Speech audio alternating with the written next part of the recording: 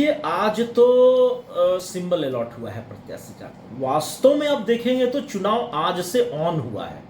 इस बार भारतीय जनता पार्टी ने एक नया प्रयोग किया देश में, छत्तीसगढ़ में, मध्य प्रदेश में और अब लोकसभा चुनाव में।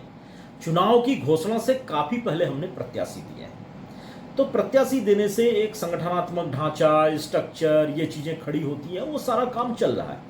वास्तव में आज सिंबल मिला है। आज के बाद से कार्यालय खुलने लगेंगे, प्रचार वाहन चलने लगेंगे। पहले इसी समय घोषणा होती थी, टिकट की घोषणा ही इस समय होती थी, तो अचानक से चुनाव उठता था।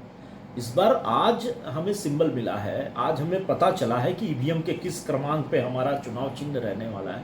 अब आज से सारा वातावरण बनना शुरू होगा और आज के बाद आप देखिए किस तरीके से सारी चीजें उठेंगी। जनता खड़ी है और मैं बता रहा हूं, अभी तक के जो चुनाव हुए हैं, हम कार्यकर्ताओं से जनता आगे बढ़ करके नरेंद्र मोदी को इस देश का प्रधानमंत्री तीसरी बार बनाने के लिए मतदान कर रही है।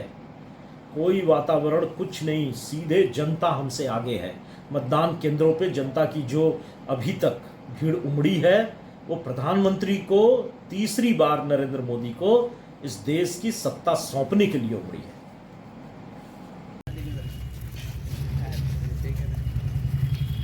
जनता ने देखा है कि किस प्रकार से रांची में एक आदिवासी की जमीन 8.5 एकड़ को लूटी गई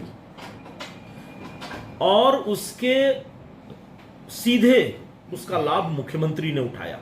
बड़गाई में वो जमीन लूटी गई, एक आदिवासी की जमीन लूटी गई। वो ट्रांसफर होने लायक जमीन नहीं थी, उसका ट्रांसफर करवाया गया और ईडी के सम्मन देने पे, ईडी के बुलावे पे मुख्यमंत्री जाते नहीं थे, भाग रहे थे और अंततः 10 समन के बाद उनकी गिरफ्तारी हुई। जवाब तो उनको देना पड़ेगा। इस देश में प्रधानमंत्री नरेंद्र भाई मोदी के नेतृत्व में भ्रष्टाचार के विरुद्ध एक निर्णायक लड़ाई लड़ रहे हैं। पूरा देश भ्रष्टाचार के विरुद्ध एक निर्णायक लड़ाई लड़ रहा है।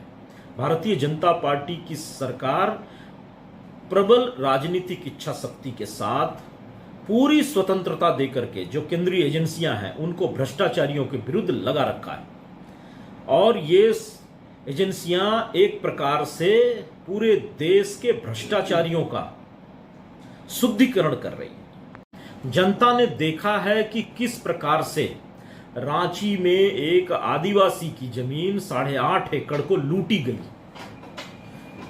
और उस